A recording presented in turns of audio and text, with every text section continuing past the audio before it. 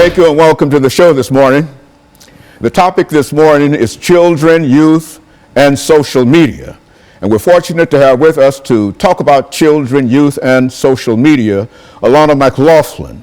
I think many of you might be familiar with Alana. She's been with us a number of times. As a matter of fact, she started with us at the age of 8, and she's been with us as a regular guest since that time. And this day she decided to talk about children, youth, and the social media. And of course, Alana, let me welcome you to the show as well as the audience this morning to talk about what I consider to be a very, very important topic, and that is children, youth, and social media. But before we get into this topic, Alana, let's see if we can talk about you, about your background, your education, and some information in reference to some of your experiences. And then by that time, we should have finished this first segment, and then we'll get into the topic, children, youth, and social media. Let's start from that perspective. Well, a little about me. My name is Alana McLaughlin, as you've already stated. I go to John Early Museum Magnet Middle Prep, and I am on the student council. I have won the Abigail B. Jordan Academic Excellence Award. I am Junior National Young Leaders Conference alumna, and I'm just alumna of a number of things. I try to help out wherever I can, YMCAs, churches, events I can, and I try to do good by the world.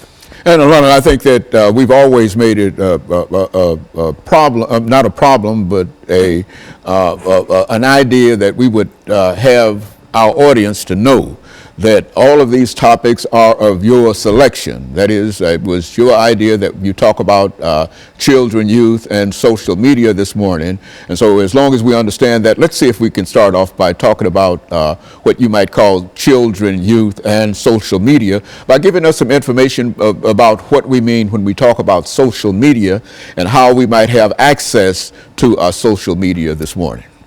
Well, social media is basically the websites that, everybody's on, Twitter, Facebook, etc.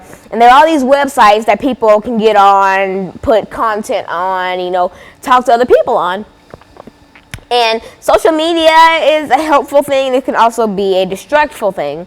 That's why so many social media sites are banned in so many school districts. Like at my school, Facebook, YouTube, Twitter, all that's banned. We can't get on those websites. And so basically, social media can be good in some instances, as in, looking up something, watching a YouTube video of something, for educational reasons. But then social media can also be a destructive thing.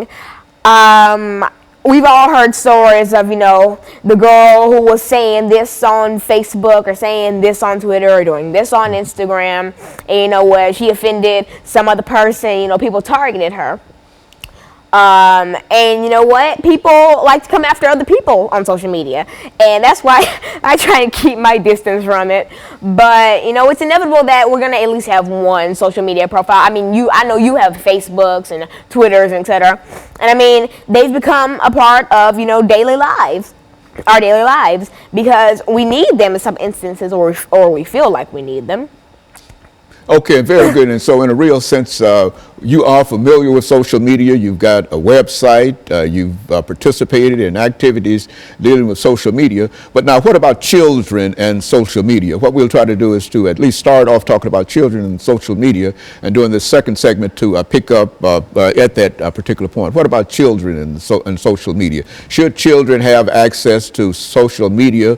If so, why? And if not, why not? It depends on that child's level of maturity. I don't really recommend it though, but we can talk about that in the next segment. Mm-hmm. And so I'll get more into this in the next segment, but I don't recommend like small children about like 9 and under having social media, because it's a bad world out there. Well, I think you started dealing with social media at the age of 8, yet and still you don't believe that. No. I started on your show at 8, but I didn't make Facebooks or whatever until about, like, I guess 10 or 11. Okay, and of course, Lana, what we'll do, we'll take this first commercial break, and then we'll get back and we'll pick up at this particular point talking about children and social media. And we anticipate you giving us some information in reference to some of the things that you've been involved with since you started this particular show, because you've got a large number of videos on all aspects of social media as a result of this show. And we'll be back with our audience following this very, very short commercial break.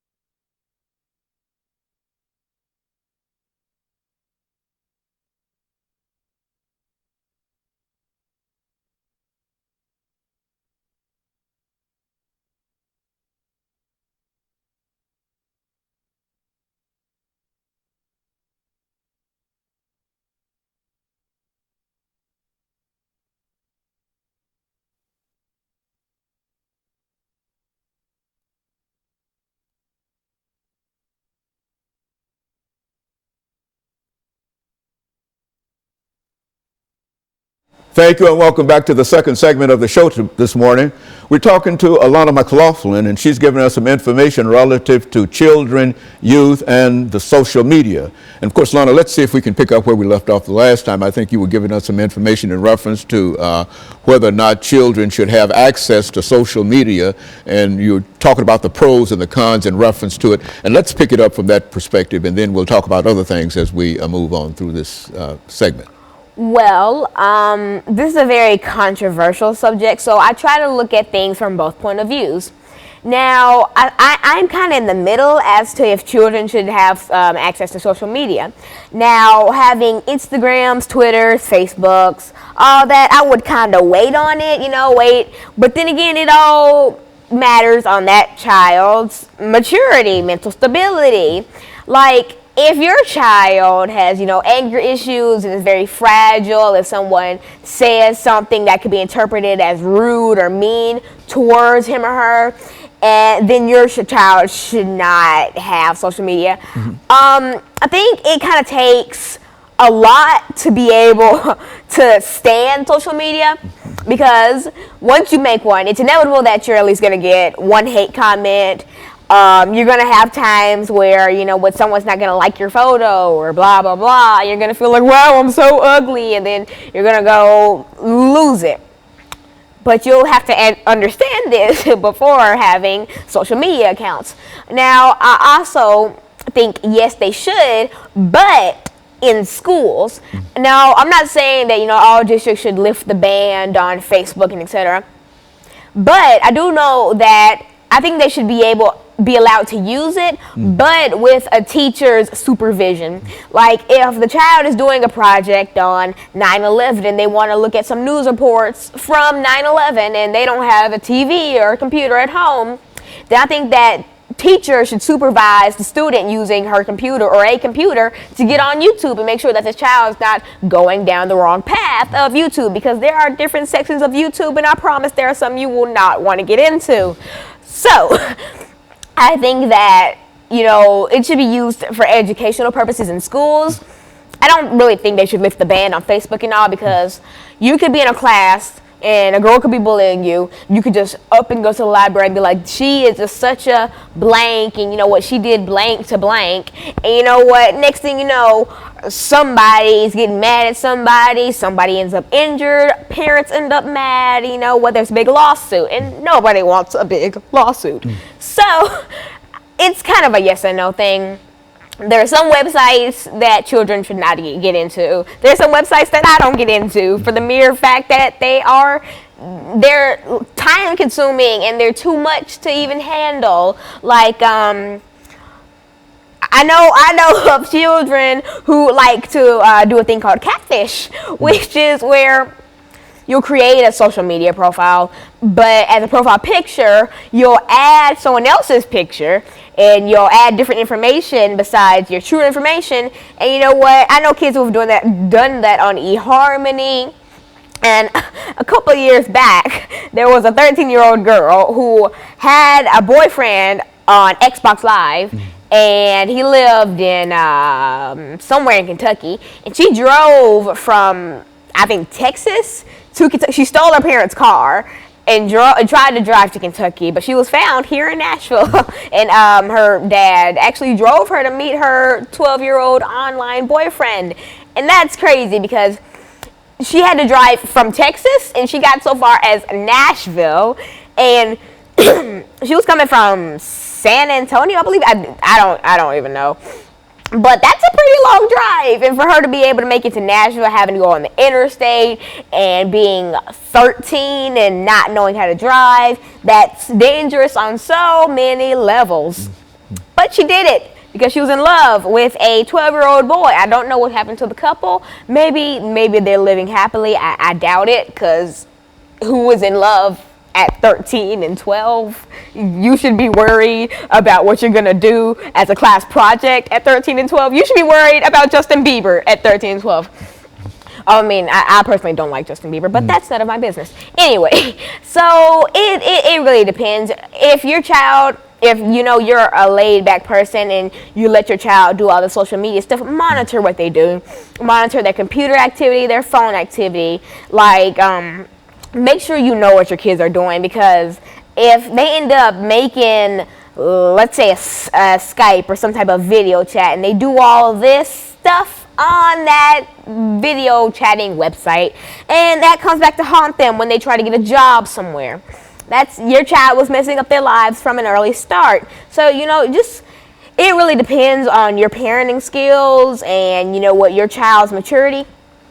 If you have, an 11 or 12-year-old who, you think is ready for this horrible, cruel, yet fun social media thing, then be my guest. Do whatever you want. It's your child. But you know what? It just really, it depends. As a matter of fact, a lot of this has to do not only with children, but youth, which is to say that what we're trying to do is sort of move up from children to youth, and then make some statements in reference to that, and sort of wind it all up in this last segment, because I think that you're giving us some excellent information in reference to your knowledge of social media, as well as your knowledge of the internet. And I think that is essentially what we're trying to bring out more than anything, because we want all children and all youth to have access to the internet, perhaps if not social media, because there's more to the internet. You would agree, I would imagine. There's more to the internet than what we call social media. There are large other things that people can become involved in. There's way more to the internet. I have a laptop, and I barely get on social media websites, but there are lots of fun things you can do. Hey, Google has this website where you can make your own 3D bracelets and get them shipped to you for free. You know what? That's fun to make. And you know what? You can go on YouTube or watch Netflix or do whatever you want, and it doesn't have to be social media. It can just be fun. Like the original purpose of the internet. I don't think that the internet was created so that you could bully your classmate and push her to try to kill herself. That wasn't the point of this. Just people turn that into that. The point of it was to have an online resource, to have encyclopedias, dictionaries, all at the click of a button. And this has turned into, people have started getting creative and making all these different things where people connect with each other, you know. I mean, that can sometimes be good. I mean, you can learn from Facebook. You know, your friend just had a baby, and you know what? Hip hip hooray for babies. But then again, you could also see your name blasted on something that you have no part of, and it just really depends. Very good. And of course, Lana, we're going to take this second commercial break, and we'll be back with our audience following this very, very short commercial break.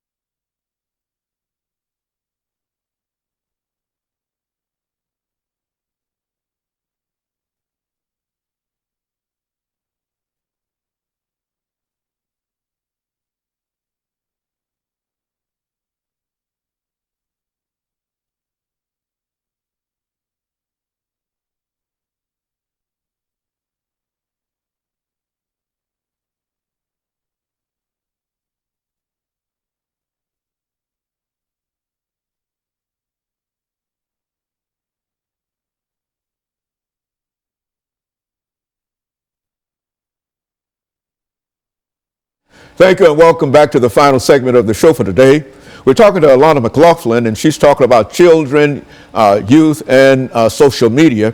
And she's given us some excellent information concerning access that children generally have to social media and the internet and the computer, and the positive things in reference to the computer, as well as some of the negative things. And so, Lana, let's pick up during this last 10 minutes of the show and talk about some of the other things, especially youth, not only children. I think we've tried to deal with children that might be within your range in terms of 8 to 11 years old and et cetera. But now what about people who are much older, youth and adolescents, and the social media?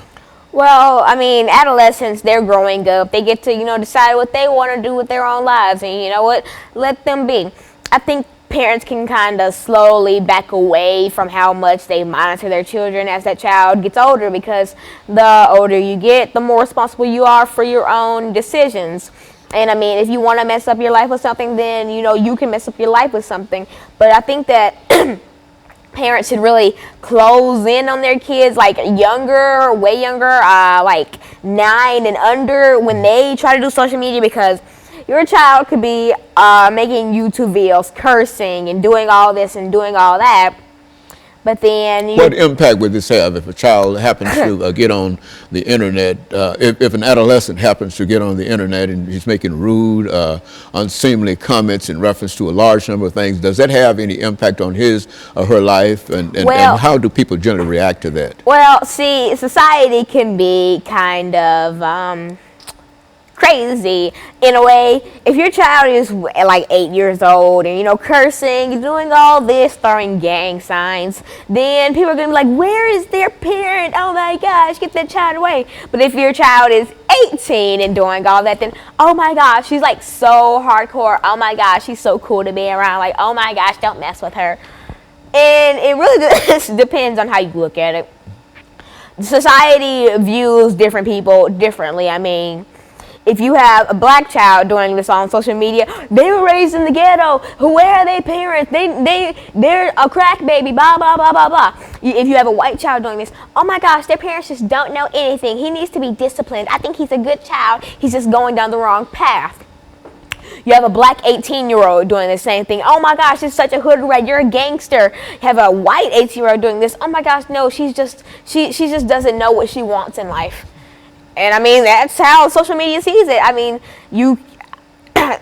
if you had just pairs of different races all doing the same thing, society would look at them all differently because of society standards. If there's like, I don't know, if somebody jokingly posts like an Instagram picture of KFC saying, hey, look, this is my awesome dinner night, and that person is black, oh my gosh, you're a hood rat, all you eat is KFC. If a white person goes there, oh my gosh, like invite me, I want KFC. If you have just different races doing different things, it's just how they look at that. You know what? And that brings us to kind of a race thing. I mean, and I'm not saying that different races shouldn't do things. I mean, I do whatever I don't do whatever I want to do, but my decisions are what I want to do. I don't do something I don't avoid something because I think, wow, they're going to think I'm quote unquote white for this, or that would trap me in everything I do. Like, I go to school and I learn, I get good grades. Wow, you're so white. But then if my white classmate does sing, you're just really smart. But why do I have to be acting white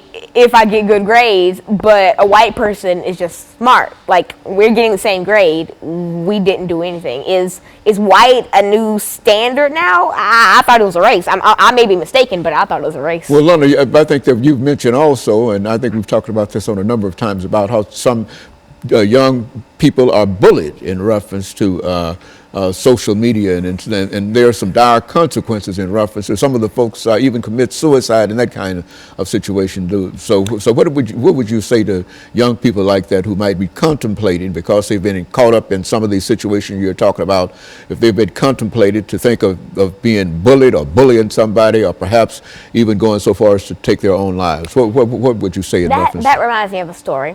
There was a cheerleader somewhere in some state in the U.S. or whatever. And she was like the average cheerleader, you know, she was peppy and happy and pretty, you know. But her Facebook wasn't very happy. She was a hunter, and so she started going to different countries and hunting endangered animals and taking pictures of her, like, smiling, holding a bear's head, just, oh my gosh, look what I killed today. And everybody was like, and you know what? It shocked social media because they're like, wow, she's so peppy, but she's so crazy that she's hunting endangered animals and poaching and blah, blah, blah. And you know what? They bullied this girl to the fact where she had to quit her cheerleading team. And to this day, she probably still gets threats from people like, oh my gosh, you're so ugly, you're killing off humanity. And this also reminds me of the story of Amanda Todd. Amanda Todd was a girl who did some regrettable things on a video chatting website that I'm not going to state because, you know what, the website's perfectly fine. It's just what people do on the website isn't perfectly fine. And so Amanda got blackmailed for doing those regrettable things, and people took pictures of her doing those regrettable things, and they posted them on social media. And they posted nude pictures of her that she had sent, one of the regrettable things she did. And so she got bullied for that. And so at first she tried to, I think she tried to drink bleach, but she survived that. And then I think again, she moved schools and moved cities, and everything was going fine until, like, her past came back to haunt her. And I think this time she hung herself, and that's how she died. Well, in either way, she took her life and she succeeded.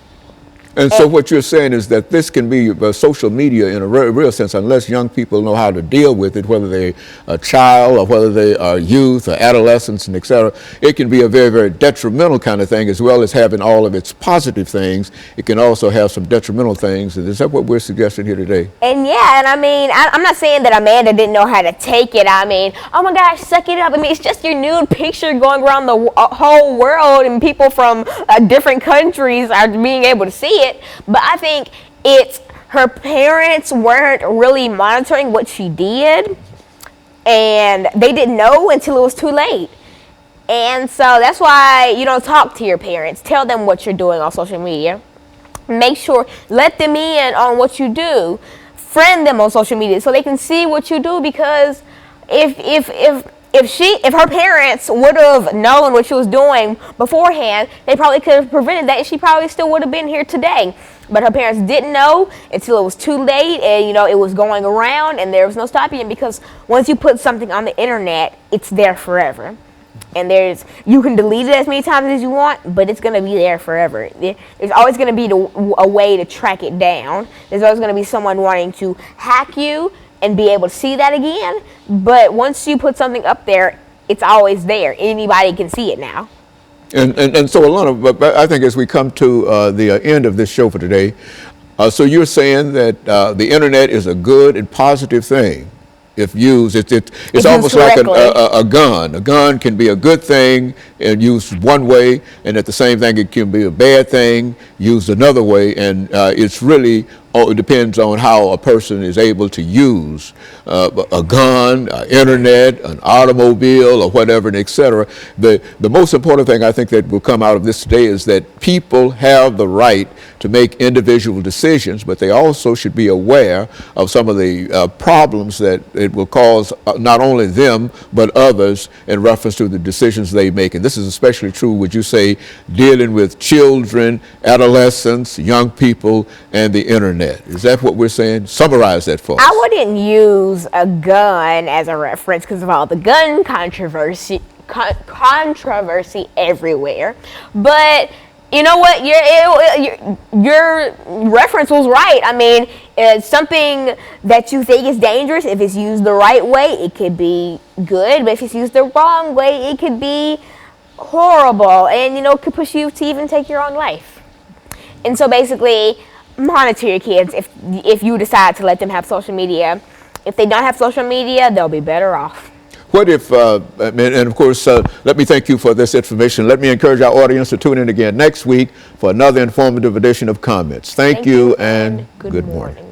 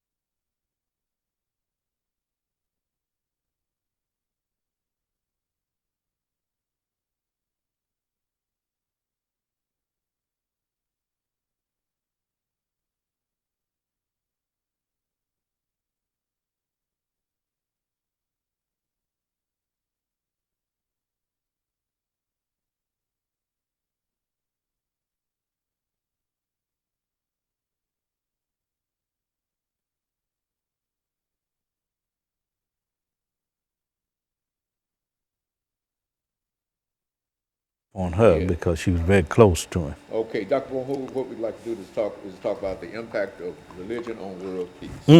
And you've the man, you've got a lot of information in reference to religion, religions, and et Yeah, cetera, et cetera. And so, yeah. you know, Talk about my own intellectual pilgrimage around it that sounds as it good. relates to Martin Luther King and my study of King. And Okay, and so what we'll do with that first 6 minutes, we'll deal with what background, education, and experience. So okay, give us that and kind what of- led me to. just Yeah. give a summary of Okay. your background. That'll take Okay. 6 minutes, and then we'll end that first segment. Okay. And then we'll take 2 minutes, and we'll come back with the 8-minute segment, and we'll deal with the impact of religion on world peace. Exactly. Okay. And that'll be 8 minutes. Okay. So you deal with whatever you wish to deal with. And see, Okay. remember, I know nothing about any of this. Yeah, you know about You're the- that, you're the man. expert. That's You why a scholar you're too. there. Yeah. And then we'll take that final break for 2 minutes, and then we'll come back with 10 minutes, and we'll deal with the Middle East, Africa, and et cetera. Okay, Areas okay. you wish to deal with. Yeah, Is okay. that all right? Uh-huh. Okay, good. Sounds I'll do it great. that way. Uh-huh. As you'll find out, that this is one of the foremost authorities in terms of the African American experience, Dr. Martin Luther King.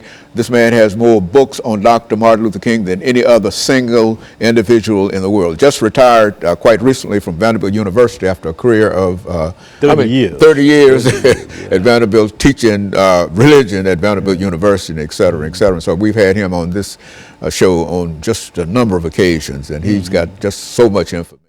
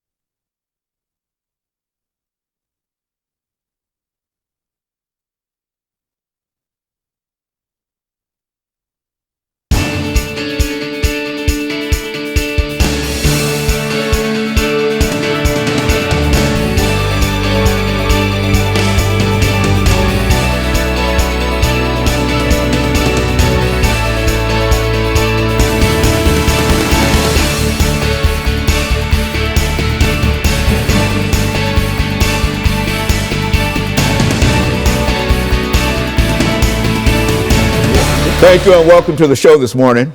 The topic this morning is the impact of religion on world peace and community. And we're fortunate to have with us a person who has considerable information in reference to religion, civil rights, and a number of other things, Dr. Lewis Baldwin.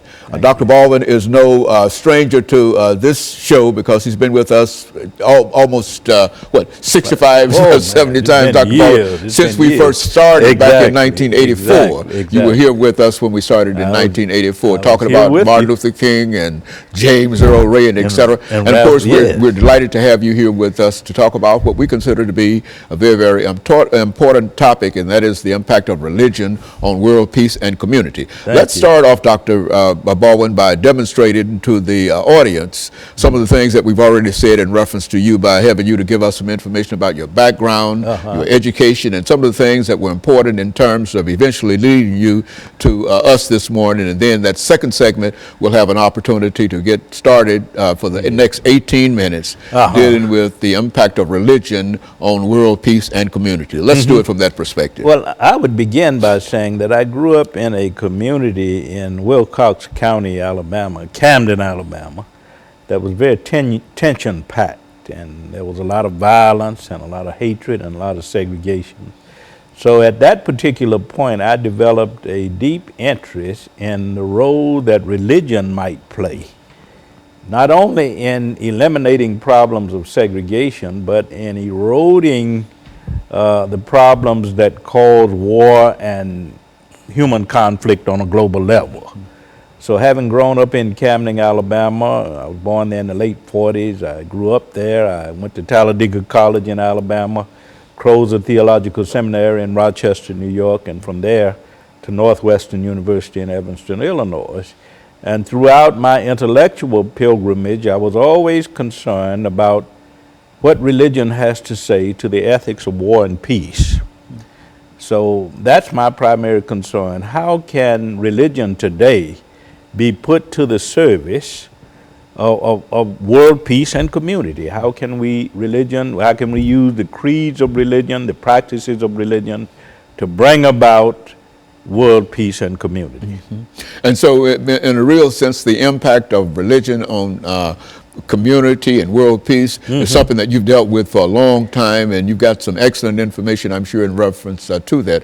Now, we've got a couple of minutes before our first commercial break. Let's give us an overview in terms of what it means when we talk about the impact of world peace, of religion on world peace and community. Just an overview, a couple of minutes overview. Yes, I think we have to begin with history, because if you look back at the beginnings of Christianity, the early Christians were actually had in mind a peace mission and a peacekeeping mission.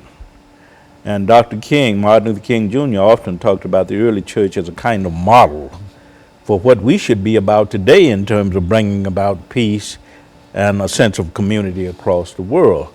So I grew up studying Dr. King in college and seminary and graduate school. And actually, Dr. King and one of his intellectual influences, Mohandas K. Gandhi, inspired my interest in what religion might say to our struggle to really bring about world peace and community on a practical level. You can talk about it on theoretical level. And that's where you get at Gandhi and King and others, Albert Lutuli in South Africa, Albert Schweitzer, all of these other thinkers. But Dr. King and Gandhi were more concerned about how you bring about world peace and community on a very practical level. And I developed that interest as early as my college years and through my seminary years and my graduate school years. So much of my writing about Dr. King in recent years has focused on the relevance of his thought, the implications of his ideas for dealing with issues of world peace and community. You know, Dr. Baldwin, we live in a world today that really is in conflict. And I think that we're getting ready for this first commercial break. And when we come back, I want you to take this next segment to deal with the kind of conflict that the world is in today and what we can do in reference to it. Because everywhere you look in the world, on all continents, all levels, one way or the other, you see that there's killing, destruction, and etc.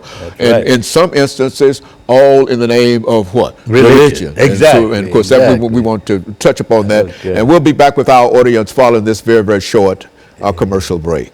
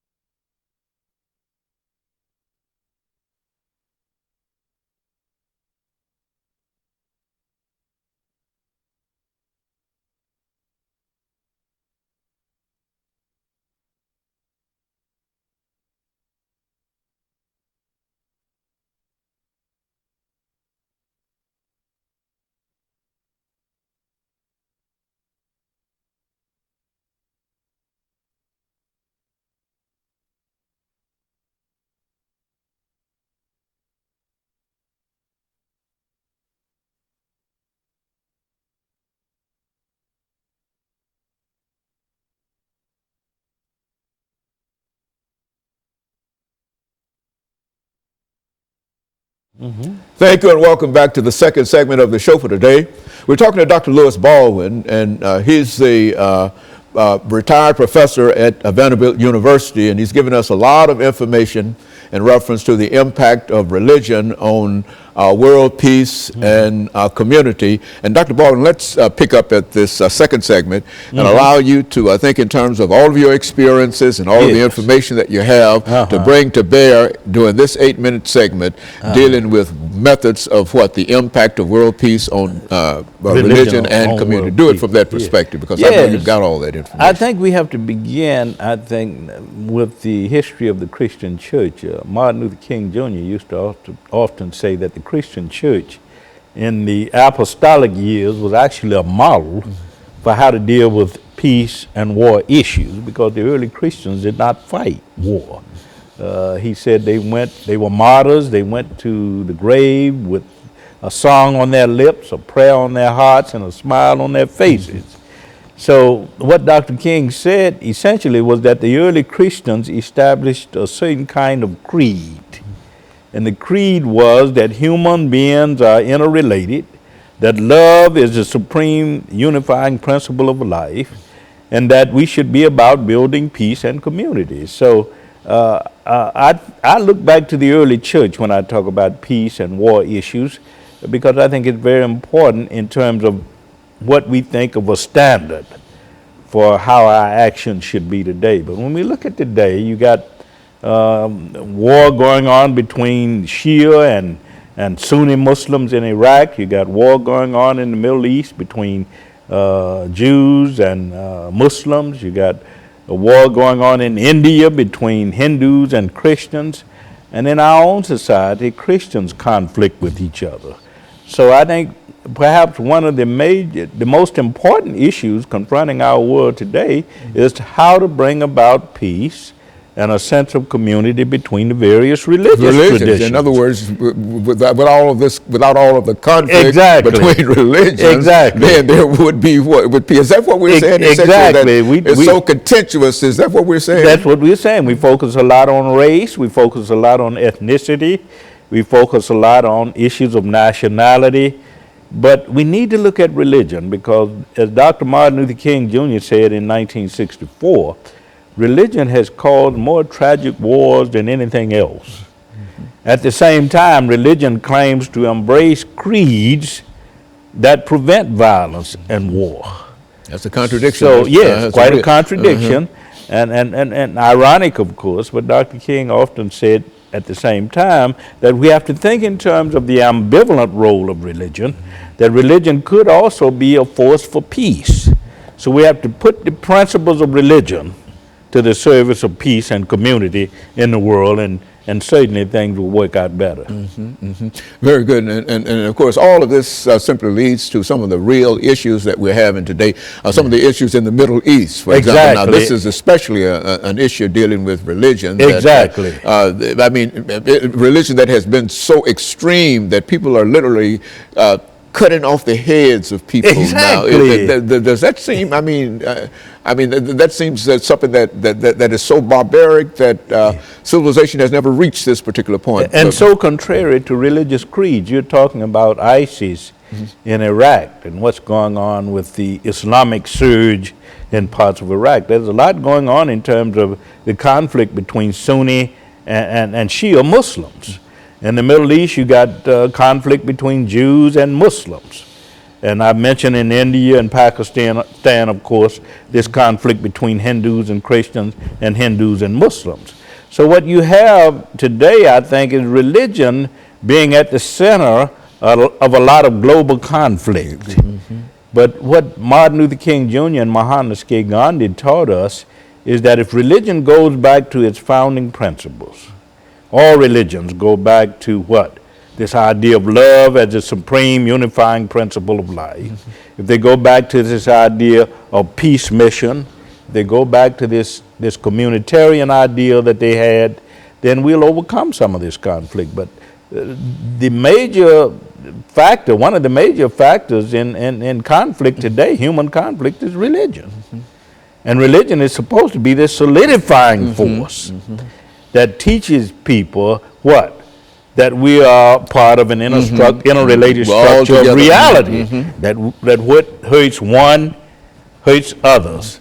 That I cannot be what I ought to be until you what you ought to be, and that's what religion is supposed to teach. But unfortunately, it has not been put to the service of community and peace on a world scale, but has been what a kind of fragmenting force. Well, how do you think in terms of trying to bring these various religious groups together to think in terms of this idea of the unity of mankind and world peace and community and et cetera, which is to say that if we've got all of these conflicts among these various religious groups, if there's a key to bringing them together under some religion, I mean, how is that possible? I think Martin Luther King Jr. was right when he says that they have to realize the various religions of the world, Christianity, Islam, Buddhism, Hinduism, Judaism, that these religions have to come to a sense that they share certain common ideals and concepts and values. All of these religions were founded on the principles that humans everywhere are a part of a particular brotherhood and sisterhood. And once we remind religions that they share certain common values, certain common goals, and indeed a common value, common destiny in terms of bringing people together, I think that's part of what we should be about. And then teaching and reminding them that they have to translate what they say in creeds into deeds. Very good. And Dr. King and Mohandas K. Gardner had a lot to say about that. You not only proclaim brotherhood and sisterhood and community and peace and nonviolence and community and forgiveness, you not only proclaim these values in creeds, you also try to translate them into what? Practical action and practical reality. And that's how you bring about justice and peace. And we're getting ready for this final segment, Dr. Baldwin, and during the meantime, let's have you, when we come back, let's have you to reflect upon one of the organizations that might be in a position to sort of bring about this kind of unity among the various religions, the United Nations and et cetera, and et cetera. And there are many. And speak to those organizations that are involved in doing some kind of work that has an effort to try to bring the various religious groups together and et cetera, et cetera. We want to do that and at least leave some kind of message in reference to that. And we'll be back with our audience following this very, very short commercial break.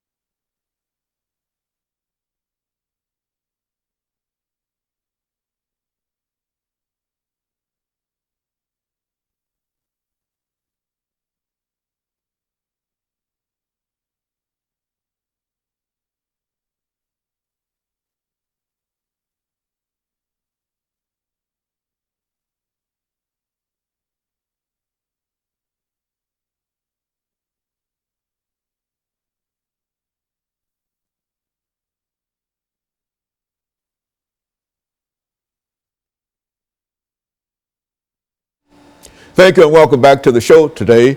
We're talking to Dr. Lewis Baldwin, a retired professor at Vanderbilt University, who's giving us some information relative to the impact of religion on community, on world peace and community.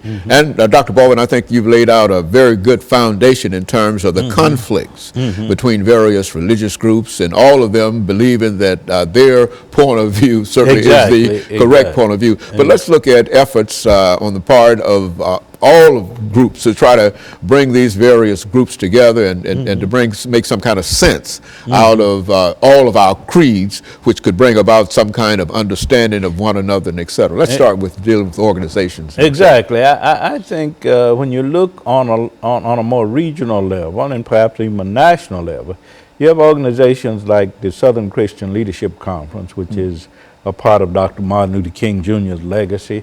You have the NAACP, which is a national organization which claims to pursue peace and community through legislative and judicial measures. You also have ministerial alliances throughout the country, all interested in what? Pursuing what we call peace, world peace and world community. But what Dr. King called for and Mahatma Gandhi was interested in, of course, was a coalition of world religions that embraced peoples of all faiths to promote this idea of world peace and community. Dr. King called it moving from an emphasis on the arms race to the peace race. And he saw the United Nations, Dr. King did, and as very important in terms of its role as a peacemaking and a peacekeeping force. Dr. King often said that if world peace is to be brought about, the United Nations should serve an important role, because it's all about nations from different parts of the world, different continents coming together to share their values, their ideals, their concepts about what it means to live in community. And Dr. King called that a stress on the interrelated structure of all reality. That's very good. That would be Dr. King's statement. That interrelated structure of all reality. And I think that's what we should be about today, because we live in an era of global terrorism. I mentioned earlier about ISIS forces moving into parts of Iraq. And that's what we should be about, applying the principles of love, which is the supreme unifying force of all religions, peace, which is peace mission espoused by all religions, the communitarian ideal embraced by all religions. What we should be about is trying to apply on a practical level these principles to the world in which we live today. Because as I said earlier, all of these figures, King and Gandhi, even if you go back to the teachings of Jesus Christ, they taught us that humans are what they ought to be when humans are what other humans are what they ought to be. I cannot be what I ought to be until you are what you ought to be. And I think that's the defining principle of what all of these religions teach. And so I think you mentioned this idea of love. I think that if there is love among all religions, and I think that every religious group would say that we're involved with love and etc. But I think that the criteria has to be that of goodwill, understanding. And if you've got goodwill and understanding, you've got a large part of what we might consider to be love. Yes, it's about putting into practice what you say in your creeds and your confessions of faith. And this is what King and Gandhi often said. The problem is not what we confess in our creeds, in our confessions of faith, but the problem lies in our failure to engage in a kind of practical application of what we say in our creeds and in our confessions of faith.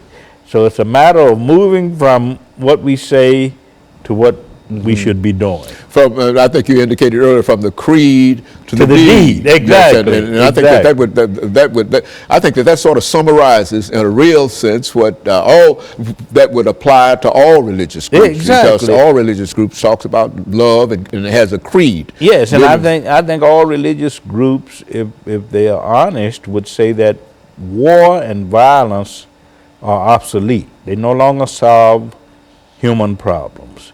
That we need to move beyond all forms of violence, including war. And how do we do that? We do that by not only affirming our faith, but also somehow or another practicalizing what we believe by engaging in practical efforts to bring about peace in the world. And different religions might have different ways of achieving that. But the important thing is to be practical about what we believe, to put it into practice. And that's how you bring about peace. Dr. Baldwin, as a final note to some of the young people, you see, I think that there are some of us who are so old that we might never change. Exactly. But as a practical example, what could you say to young people today as to what they ought to do, no matter what religious group they might be affiliated with, Exactly. that what they ought to do and have to do in order to make this really a true world of what? Yes. Peace And community. And you community see, if that's, and justice. And justice. If that's Yeah. those, for example, and especially justice. And I think that you are sort of reflecting upon what has gone on in Missouri quite recently. In Ferguson, Missouri. In Ferguson, Missouri. What can you say to people like that in terms I think of what young religion? people have fallen victim to this idea that an eye for an eye and a tooth for a tooth is the best way of responding to human problems. And I would say to the young people that they need to study people like Gandhi and King and Albert Lutuli in South Africa and Albert Schweitzer and other figures who gave us a different way of dealing with human conflict. Violence never solves anything. Violence results in a cycle of violence. And I would say to the young people that they need to be more intentional about how they respond to issues of human conflict. Violence will not solve these problems. You have to think in terms of these religions and what they have taught us about love and justice and peace and the creation of community. And I think there's a lot there that young people can learn from. It's not a matter of joining a particular faith or a particular religion. It's about subscribing to certain kinds of values. If you believe in the dignity and worth of all human personality, if you believe in the interrelated structure of all reality, that we are all related to each other, that what happens to one also happens to all of us, if you believe in those principles, then certainly you will seek another path. Well, Dr. Baldwin, I think one of the issues here, though, is this idea of to speak to those issues is really to, in a real sense, overall speak to religion. Exactly. And I think that, as you know well, that there has been quite a bit of controversy in terms of what we call teaching religion in schools. Exactly. Now, how do you incorporate some of the ideas and et cetera, without being charged with teaching religion in school that might violate the Constitution and et cetera, et cetera? What do you do in reference to that? I think this whole idea that we can teach without the influence of religion in schools is really unrealistic, because we've all been influenced in this society by religious teachings, religious values, and we bring those teachings and those values to bear on everything we talk about. So I think that is no problem. You can't teach religion in schools, but you can teach values at the educational levels, all educational levels. And I think what we need to do is to say that, hey, I'm not trying to promote a particular kind of religion. I'm not trying to missionize people or bring people in a particular faith. But we need to understand those values and embrace those values that are essential to human welfare and survival. And those values are about peace, they're about justice, they're about living in community. And as I said earlier, and Gandhi and King often said, the basic principle is that we all are part of an interrelated structure of reality. And I think that Jesus summarized it simply by, and what we're all trying to do here is to say, love thy neighbor. Exactly. And I think that if we love our neighbor, then we shouldn't have any problem in terms of religion. And do unto others as you would have them do unto you. That's very good. Those and of course, let me principles. thank you for this day, and let me encourage you to tune in again next week to another informative edition of Comments. Thank you, and good morning. All right. Thank you.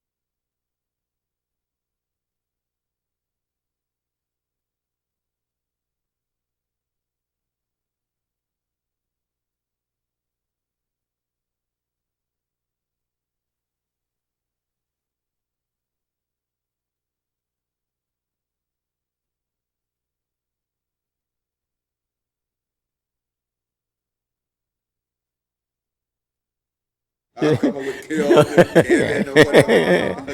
So I said, K Walker. K Walker, get it covered real good. Huh? I hear you. Yeah, Dr. Baldwin here, he's talking about the impact of religion and social institutions, etc. Yeah. It was an excellent show. Yeah. Would you mind giving me a mic check? Mic check, 1 2 1 I think I 2. might need some help to keep this Yes, from rolling sir. away. I can get up there. Oh yes, girl, I got this many moons ago, and I was like, I remember my rule of thumb: you don't ever film with your arms out because you're in the South. So I made my husband drive me this jacket on his way to class this morning. You talking a little bit. Okay. Checking your level in the back. Do re mi fa sol la ti do. What? Don't You've been keeping secrets. Oh, no. Do re mi fa sol la ti do. So this is You sing in the choir? Girl, no. School system, the impact of I'm scared to think.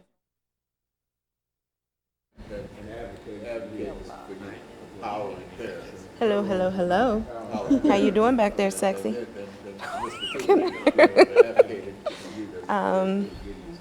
Yes, Gideon's Army. Remind me to send you the flyer. Okay. We've got an initiative Check, check. that I One, want you to two, be one, a part two. of with Check, check, 1 2. I'm MMPS listening. Parents Advisory Council. Keep talking. I run out of things to talk about. I know it's a little challenging, Background education but experience. I'll introduce the show. check, check, 1 2. Hello, hello. All right, thank you. A minute or two in reference to background education, and then we'll give you a couple of minutes of background education experience. A couple of minutes background education experience. We'll be running out of time after we introduce it because we'll have 6 minutes for that aspect of the program. Then we'll have a 2-minute commercial break, and we'll come back with 8 minutes. And this is where we'll pick up with empowering students and advocating for youth, advocating for empowering parents, and advocating for youth. Okay. Very good. What's the initiative? What's the first thing? Is No, you. You were telling me about an Oh, initiative. UNCF. And I'm going to Sorry. infringe on his time and tell you all of that. Okay. But yeah, UNCF. Okay. Okay, y'all ready for the show? Of Okay, course. this will be a good show. Make sure I don't have anything exposed. And I raised that's why Let's see. I was trying to put on a blouse and some pants, but I was like, I'm not gonna make it. No, I don't know about Don't that. you, girl? in the fantasy now, you know, that's It's too late for that. Okay, I'm There sorry. you go, girl. There you I'm sorry. go. I'm so sorry. Yeah, usually they say I look like a pit bull. I always look mad like, I'll get you. If folks acted right, you wouldn't have to make There them you go. face. There you go. There you go. Power and Look at parents. you there. Don't be running up on me like that. You went pit bull for real on them. Don't y'all be running up on me like that. Okay, wait though. While you got it up close, hold The on. dialogue, you want us to primarily look at you, not the camera. Yeah, And yeah. the cameras will do their own They'll do thing. their own thing. All Don't right. move, don't swear over the chair. Oh man, that's right. I gotta lock my feet. Yeah, keep- that's why I had to kinda- do that last time. Yeah, because I'm the same thing. I'm a tick, tick, tick, tick, tick, tick, tick. Follow I will spin all the way around. Whee! Okay. And just talk. I am the only one that can mess this show up. The only way you can mess it up is not talk. Okay. It really doesn't matter what you say. I need lip gloss. Don't want it to talk. Talking, huh? It's the only way. Because most folks will watch you pass it through the kitchen and they'll catch a word or two. They don't know what you're talking about, and so they'll say that you're saying the same thing and not saying anything at all. So y'all did an excellent show for us earlier. Metropolitan School System, empowering parents and advocating for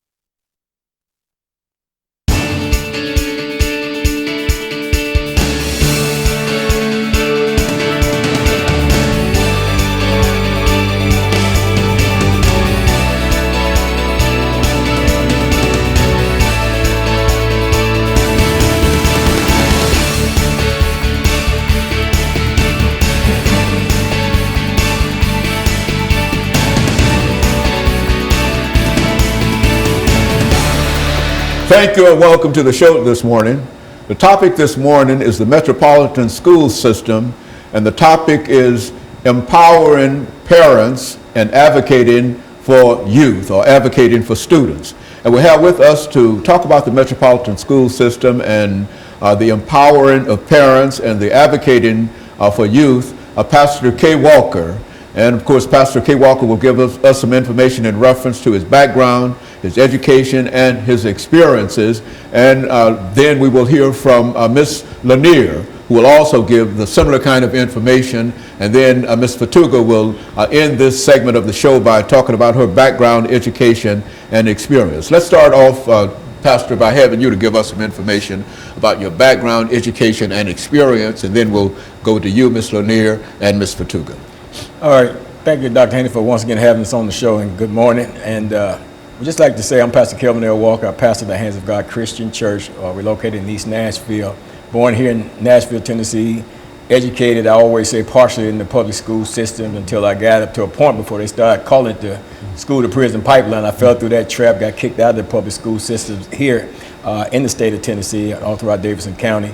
And went to the Navy, went through the Navy, got out of the Navy, got a GED, did a little time studies in Tennessee State University. Of course, I got incarcerated in the prison system and did some studies at with Trevecca East Campus Prison Program, and did a few things later on years with Edmondson Junior College, which is now defunct and out of business. Don't have a degree in anything, but fortunate to be in contact with a lot of people that are very intelligent, very smart, and very degree professionals like the young ladies here on this panel today. And that's, you know, and when you got friends like that and associates like that and affiliates like that, you're smart. And I can appreciate that. And of course, Ms. Lanier, let's talk about your background, your education, and your experiences. Ms. Fatuga will give us similar kind of information about her situation. As always, it's a pleasure to be here. My name is Erica Lanier, and I wear 3 hats currently. First and foremost, I'm a parent of 2 lovely daughters in MMPS schools. I also serve as the chair of the Parents Advisory Council for MMPS, and I serve as the education chair for the NAACP. I'm a native Nashvilleian. I was born and raised here, and throughout all my travels have come back because this is my home, and this is where I chose to raise my children. And I'm also a proud graduate, as you know. You were one of my mentors and instructors. I'm a proud graduate of Tennessee State University. Very good. Ms. Fatuga, give us some information in reference to your background, education. Good morning. Thank you for having me here this morning. My name is Rasheedat Fatuga, and I'm the president and founder of Gideon's Army, Grassroots Army for Children. I actually am from Cincinnati, Ohio. I came to Nashville, Tennessee to attend Peabody College of Vanderbilt University. I taught in Metro Nashville Public Schools for 7 very happy years, and then left the classroom to learn more and do more research and see how I could be effective outside of the classroom. I am a mother. I homeschool my 2 children, but I am an adoptive mom. And so I have 5 grandchildren who are in Metro Public Schools. So I am in a different school quite often, and I'm happy to be here. So very good, and we're happy to have you here. Pastor Walker, let's see if we can have you to sort of summarize the topic that we're dealing with today, empowering parents and advocating for youth. And then we'll come back during the second segment, and we'll start off dealing with Ms. Lanier, dealing with some aspects of what we were talking about here. Okay, Dr. Haney, I think what's important to understand and note is that within the Metropolitan Nashville public school system, to me, in my opinion, I think the system could come up a little bit better than it is in terms of how we're training and teaching our children. As we had a meeting with the Board of Education not too long ago, we was able to present Gideon's Army to the Board of Education, and one of the things that I had expressed to them was the fact that if you've been trained as an educator to educate, then we have an expectation that when we send our children to you, that you educate them and not push them to the side, not medicate them because you can't seem to somehow find a way to educate our children. In other words, if you went through the educational process to become who you are and to have the position that you have, then I send my child to you, I have an expectation from you to teach my child. And if my child is not lining up in the way maybe that they should line up, then I expect you to find a way to teach them, because you've been educated to educate them. And that's what my expectation is. And I'm glad to be partnered with Erica Lanier and Rashida, because they are go-getters. They're on fire. They're passionate about what they're doing, and I'm glad to be a part of it. Very good. And of course, we'll start with you, Ms. Lanier, when we come back, excuse me, following this very, very short commercial break.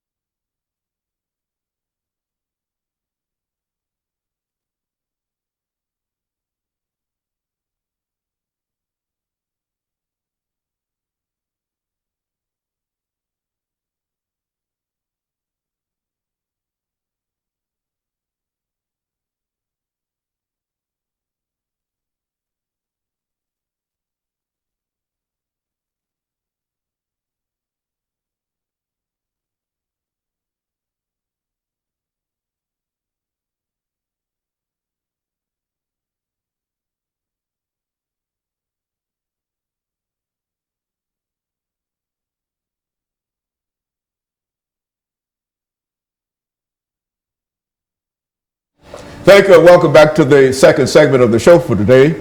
We're talking to Pastor Walker, Ms. Lanier, and Ms. Fatuga in reference to the Metropolitan School System, and we're dealing with this issue of empowering parents and advocating for youth. Ms. Lanier will